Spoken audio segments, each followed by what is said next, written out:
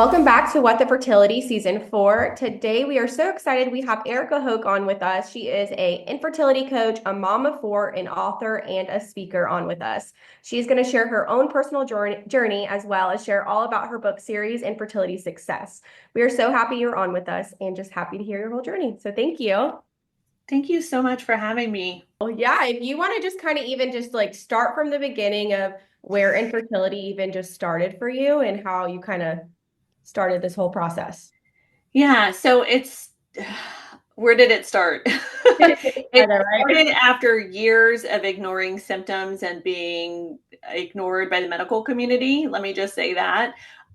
When I say that I entered my infertility journey was after I had 7 different reproductive diagnoses. So that being said, I knew that getting pregnant was probably going to be pretty challenging for me, but IVF was always my backup plan. I don't think it's anybody's plan A. It was my plan B. And then I was told, no, you're not going to be able to do IVF. You don't have enough eggs for retrieval.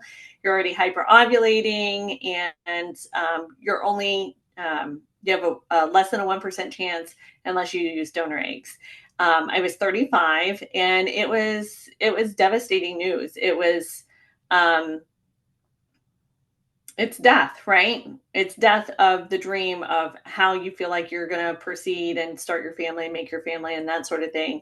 And whew, at that time, of course, like I went through a grieving period, a mourning period, but then I got really angry and very determined. And my husband and I just didn't feel like um, it seemed very drastic at the time. Egg donation is much more mainstream now. I have a 16-year-old, so 17 years ago, it was not as mainstream. And we just felt it was a little bit drastic and that we had not exhausted everything that there was for us to do, even though we were being told by the medical community that that was the case. So I started researching, before I say that, I just want to say, the reason that I do this, the reason that I'm here on a Saturday morning with you ladies, the reason that I pour my heart into my books, the reason that I coach other women is because right now there's somebody listening, or a lot of somebodies, a lot of women out there get that diagnosis. They can't afford it. They don't want to do a donation. They don't, and they crawl in a hole, and rightfully so. Like, they just crawl in a hole and they say, all the things that we said to ourselves, right? Like, motherhood's not for me. Maybe my husband should divorce me. Maybe and go marry somebody else so he can have a family with them. Like, all the things, right? There are women that are saying that to themselves right now. And that could have been me. And that could have been my authors, my contributing author stories too. But that's when I got angry, and that's when I started researching, and that's when I started making the diet and lifestyle changes. Now, it's interesting. My journey has been so fulfilling to me because I didn't know why what I did worked when I did it, but I do now. What I did was reduce all my inflammation, and I got personalized care for like my thyroid condition and things like that. So it's been of course, helping women get pregnant is very rewarding, but it's been also very fulfilling for me too, because I understand the reason and the science, backing up what the diet and lifestyle changes that helped balance my hormones, and in the end helped me get pregnant. So I think we have a spoiler alert. You said that I am the mom of four. So the end of the story is I walked out of the doctor's office. I went through the grieving process. I did acupuncture for fertility. I did diet and lifestyle changes that reduced my inflammation and improved my egg quality.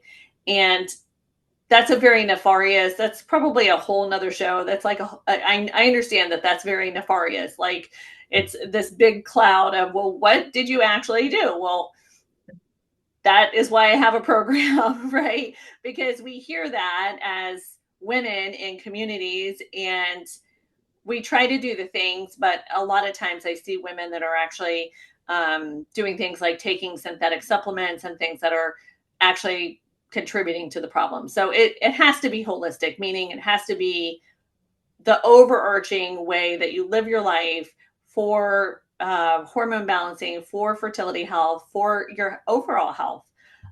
Which again could be a whole separate show, because I would be a much sicker person had I not understood and healed myself, healed my gut, healed my inflammation, and was able to get pregnant. I'd be a really sick person right now.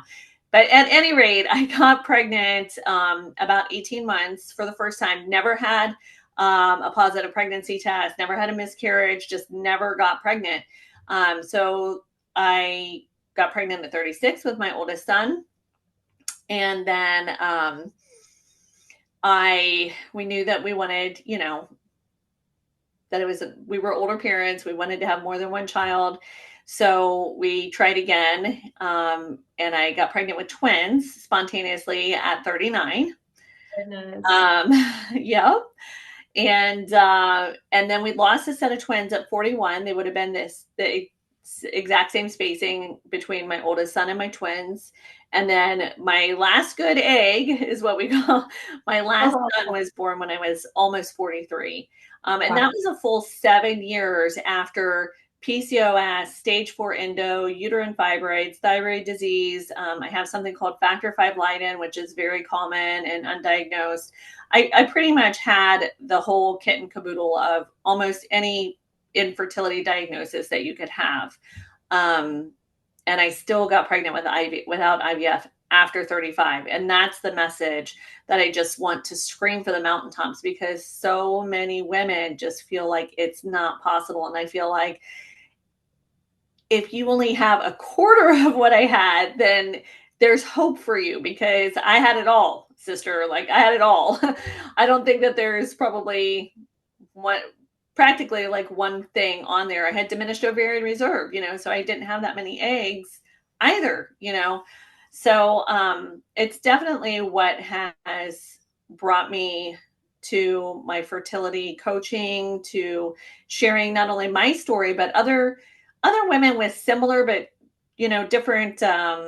different lens stories as mine. My lead author in my infertility success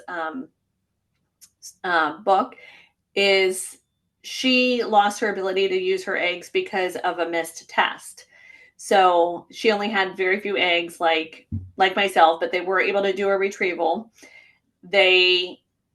After the last unsuccessful transfer, the reproductive endocrinologist said to her, well, maybe we should do this test. And that was the test that would have allowed her to be successful. See, I hear that often where women So are, many times. So yeah, many when women are times. having their final transfer, and then the doctor's like, well, why don't we look into this? And they're like, well, why didn't we look into this before we got started? Because to your Yeah. point, and I'm so very interested, I thank you for sharing your very specific diagnoses. And I'm sure, like you said, that was everything. So I'm sure 90% of listeners might have one of those. For me, Right. like the blood clotting disorder is very something that I'd love to dig into a little bit later in terms of how you looked Yeah. at that holistically, or all those things. So with all of that said, what did you, I know you have courses, and I'd love to get specifics for our listeners so they can go onto your social media, your Yeah. website, your books, and kind of dive into those. But for you, really at that 17 years ago, 16 years ago, did Mm-hmm. you try to tackle it all at once, or you were like, let's do this as like mind, body, spirit, let's just try to get myself healthy? What did that look like for you? Were you trying to tackle individual diagnoses, or were you just trying to get healthy? I'm that person. I'm gonna do it all right now. I just tried to do everything at the same time, and I kind of do coach my clients a little bit similarly. I know not everybody has that personality, so I dial it down a little bit, but we start where they are in their cycle, and we do start with baby steps that they're able to incrementally change. I also have a team. I don't want to neglect saying that. I have a clinical nutritionist that contributes to the program. I have 3 individuals that help with emotional coping, because honestly, that's one of the biggest things. I always say, like, if you cannot cope, you can't continue on this journey. Like, you have to be able to address not only the present trauma of infertility, but you have to address the past trauma too. So I was doing that. I was doing talk therapy for my past trauma. Now, talk therapy, if you've been through infertility, not maybe the best thing, right? Because that's just creating a whole lot of, bad feelings and cortisol and all that. So what I provide the clients are three different types of, there's EFT tapping, and then there's AFT, aroma freedom technique, which all those things allows you, I call them my pocket tools. They all allow you to, take a deep breath and, go in the bathroom when you get your period at work, or go sit in your car for a minute on your lunch break and reset your central nervous system and just like calm down and not stuff that 800-pound gorilla back in its cage every time that you have a bad feeling, because you just got to get on with your life. So instead of just doing that over and over and over again, we're teaching the women how to actually process those emotions at the beginning of during their cycle. When they've, not gotten pregnant that month, we want to kind of go through like I don't want to say clearing, but like a reset or something like that, where they can start fresh with renewed hope, and they can say, okay, here we are again. This is what we're going to do. I have a plan in place. This is just a next step in the plan, but without glossing over it, like with real resolution to the anger, the frustration, the fear, the sadness. And both of those practitioners go through that. Yeah, that's beautiful. Oh Because my to goodness. your point, someone like you took 18 months to get pregnant. That could be Yeah. 18 months of every month you're more stressed. Every month you're holding on to more. I love that. And that's something that we have not heard before Yeah. on our show. Yeah, it's really important. And it's really important to also address past trauma, as I mentioned. That was something that was part of my story as well. And it was several of my contributing authors' story. One of them, I just want to share briefly, had unexplained infertility. Her husband was, fine. She was fine. There was like nothing physically wrong with her. And to her reproductive endocrinologist's credit, he suggested that she do hypnotherapy. So it was supervised hypnotherapy, and they actually found a repressed trauma when she was a toddler that her parents were able to confirm. It was abused by a babysitter. And once she processed that and she healed that repressed memory, she was actually able to get pregnant after that. And that was the thing that was holding her back. So I think it's important for people to know that too, because so many women, just in general, so many have sexual abuse and trauma in their stories, and so it can't be overlooked as a contributing factor to your infertility story. Wow. Yeah, Yeah. That's really absolutely. interesting. Thank you for sharing all of that. That's such good resources and tools for our listeners. That's amazing. Thank you. Yeah, sure. If you want to, if you don't mind, if you want to like dive a little bit into, I know we mentioned you have a book series. If you want to kind of Yeah. like talk a little bit more about one, how we can even access it, where can we buy it, and then just like more about what everything in it. Yeah, thank you so much for that. It's the Infertility Success series. Book 1 and 2 are stories of help and hope for your journey, and more stories of help and hope for your journey. So we had just some amazing authors. In case you're wondering why we have 2 of those, that just because of pregnancies and time constraints and moves and things like that, that we could not make our deadlines for the first book, but they're just really, really amazing stories. And they're all a little bit different. I want your listeners to know, like, some of them did use donor eggs. Some of them did use IVF. Some of them did do NAPRO technology. There's all kinds of different stories. But the thing that we all tried to do is not just it's not just a memoir. It's not just us like a rear view lens. we actually go through each chapter, and at the point where we want the reader to know, hey, listen, I wish I had stopped right here. Full stop. Go and get this test done. If this is you, if you resonate with this story, full stop here. Go and ask your doctor for this test. Look into this, make this change, whatever it is. So there's tips through each of the chapters for women to be able to really glean from our stories what it is that's going to help them. And then each chapter ends with a QR code for the author. So if you really like connect with that woman's story, that you could reach out to her privately and not just like through social media. There's resources. There's an author resource page. So a lot of the authors contributed a resource based on their journey of what they think that would help that person that connected with them. So those are the first two books. And then the third book is really about something, and all these books are about shining a light in the dark places of shame and the things that nobody wants to talk about, right? We're just trying to shine a light there.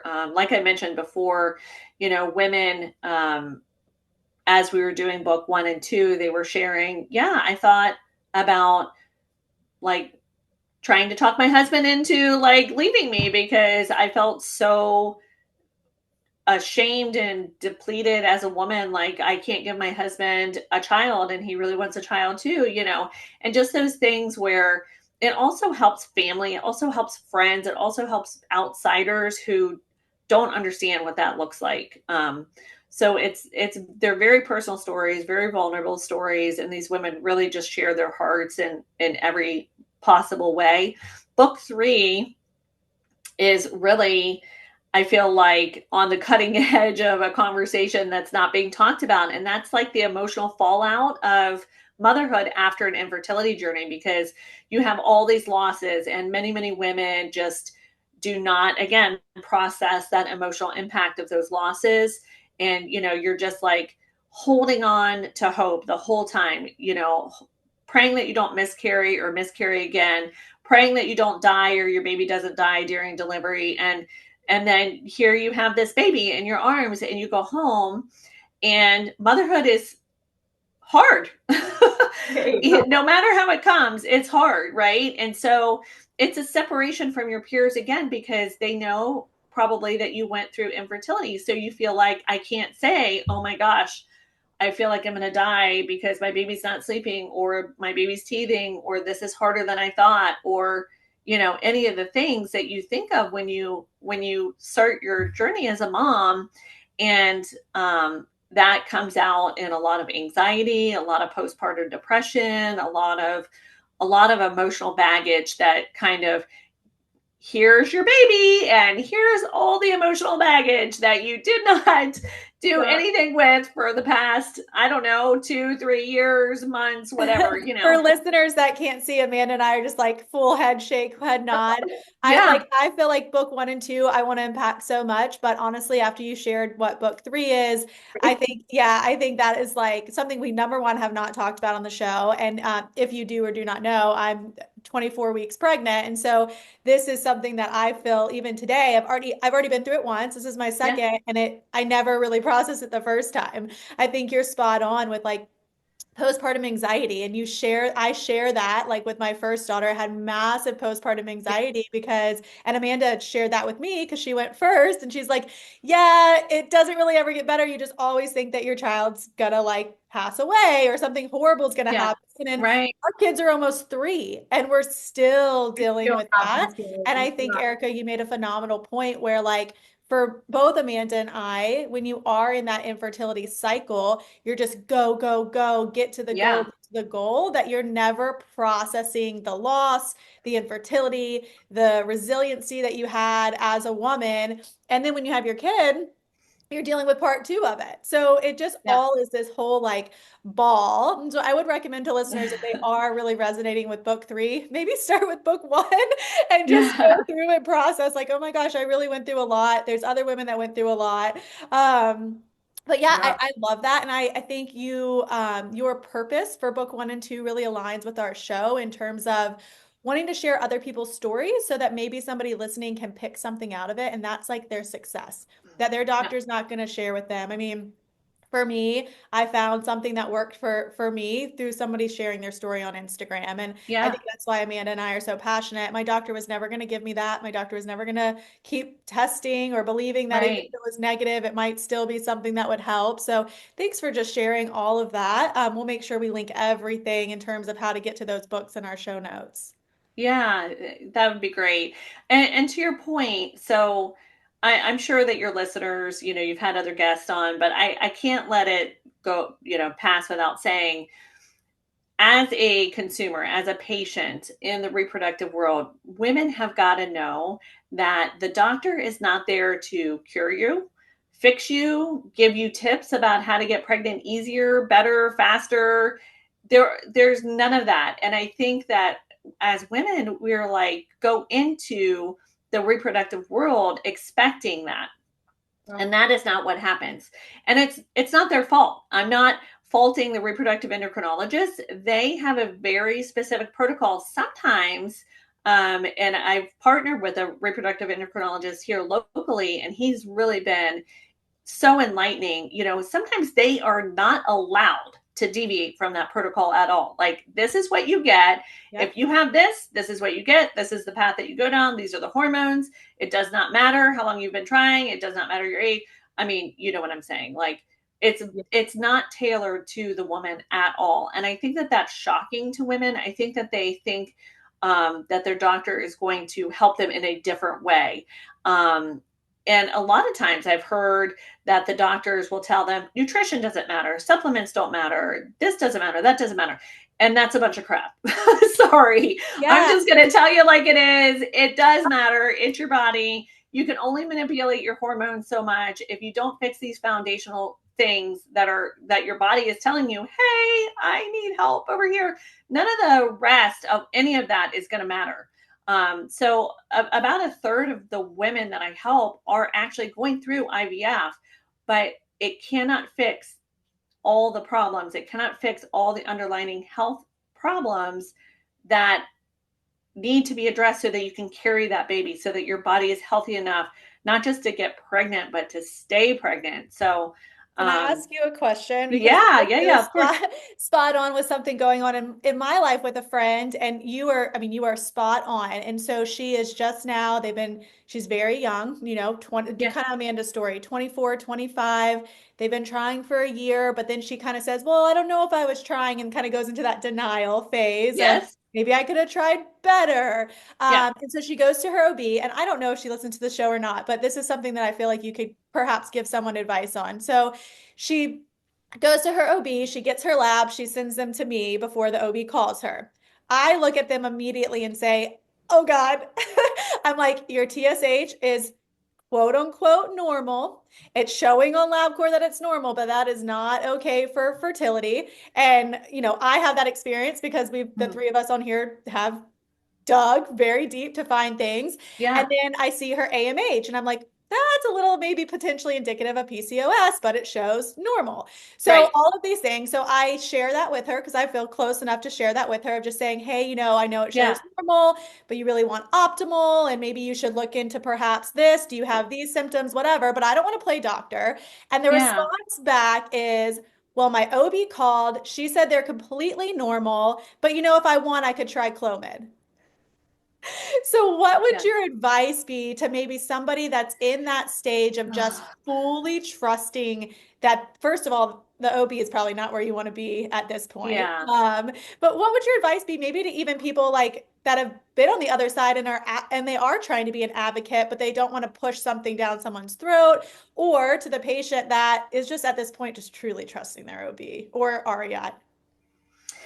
That is a tough one because honestly, it's almost like a path you have to come to yourself, or you have to just get to the point of a dead end or the point of no return, or just really hit that wall and say, "Oh, wait a minute, this doesn't seem right." You kind of have to come to that spot yourself. It's a really hard place because um, here's the thing. it's a personal responsibility thing, right? And it's so much easier to say, the doctor said, and ignore your symptoms, or I'm going to just try this because this is what everybody does and everybody does this, so it must work. I'm going to do this. And you kind of have, they kind of stick their fingers in their ears and they go, la, la, la, la, I'm not listening to you. You're not, you don't know. So yeah, I don't think it's anything that you can talk anybody into. I'm so glad that you brought up the thyroid though, because it was definitely a huge part of my story. And it's a part of so many women's stories. So very briefly, like just to Catherine's point, your thyroid levels, a normal thyroid range is like the size of a football field. Think about that. Like it's ginormous. Huge. Yeah. Ginormous. I'm like, And you just don't want to have because a 4 TSH and right. trying to get pregnant. Yes. Yeah. And so that's one of the things that I help coach women with is second opinions, conversations with their doctors, because so many of us, have that good girl mentality where we don't want to rock the boat and we want to ask questions and feel heard, but we don't want to be offensive. And so we do scripting, we do conversations. We help women that can't have a second opinion because they just can't afford, or they don't have anybody else in their area. They're like, this is it. This is the one doctor I'm stuck with. I cannot fly 2 hours away. How do I have this additional conversation? So I'm not anti-medicine, and I'm sure that you're not either. But we all know as consumers, meaning patients, that we're not getting personalized medicine. And if you are going through infertility, if you have been having unprotected sex for a year at any age and you're not pregnant, I would say that any reasonable doctor would say that something's wrong. So you asked me earlier about doing all the things all at once, and that's one of the things that I am not a fan of, is that even women in their, like myself, their mid to late 30s will sometimes be told, well, just try for 6 months or just try for a year, and you're losing you're losing an egg every month that you do that, right?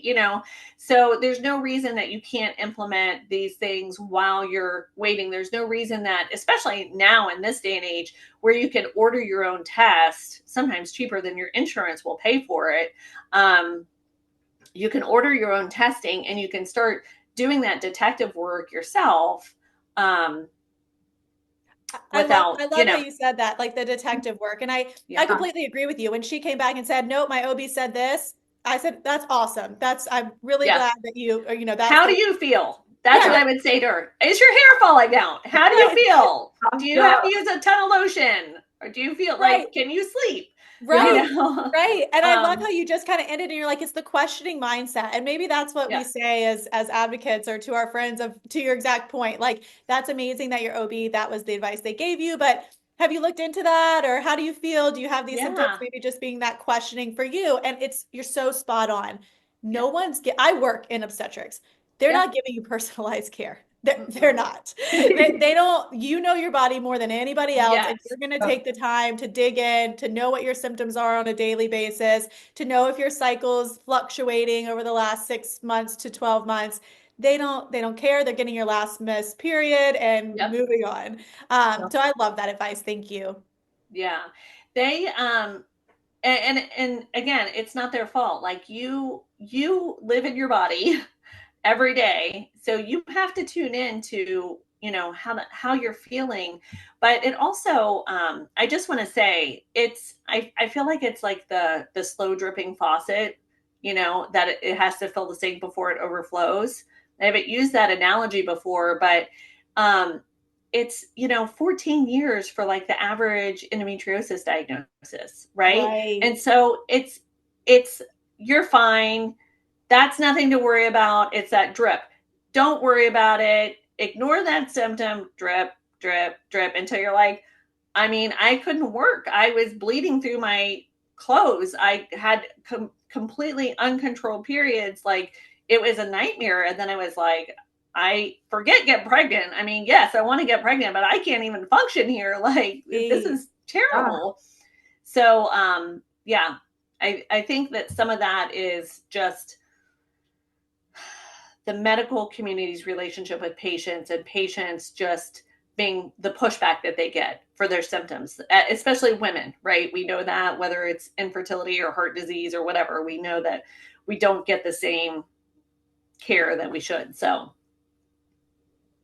absolutely. Well, I just wanted to share your website. It's ericahope.com, and you do an incredible job, like linking all resources and blogs, and you have a YouTube channel too. I mean, the list goes on. So I just wanted to have everyone know it's ericahope.com. You also have a masterclass on there that's free, I believe, and yes. it's 3 things to stop doing right now to get pregnant in 2025. So I think that's an amazing resource to link right here. And then you also have a free micro coaching call, and Yep. then you have your 3 months to improve your fertility, the naturopath fertility incubator. Is that correct? That's one of your courses? Yeah. The Nurture Path Fertility Incubator is 3 months of your diet and lifestyle changes with all my partners, like I said before. So we cover all of the bases. So we're going to detox all the bad things out, and we're going to replenish by teaching you all the good things to add back in. And then we're going to process those emotions, right? And by doing that month after month, and we start, the program's very different, I feel like, because we start where you are in your cycle. So nobody wants a pep talk when they have their period, right? And they've just found out that they're not pregnant that month. So we're going to do the clearing during that month. And then we do the teaching during, the 2-week wait period and things like that. So every month is kind of like focused on building on the month before and learning additional tools, but then also in real time processing what you're going through and doing that. That sounds amazing. This is incredible. Thank you so much for being on with us and sharing all of your resources, your journey. And I'm excited for our listeners to just the books alone, I feel like are an amazing. Oh, thank you. But then also all of your courses you offer and the free resources. We'll definitely link everything in our show notes for you too. Great. Thank you so much, ladies.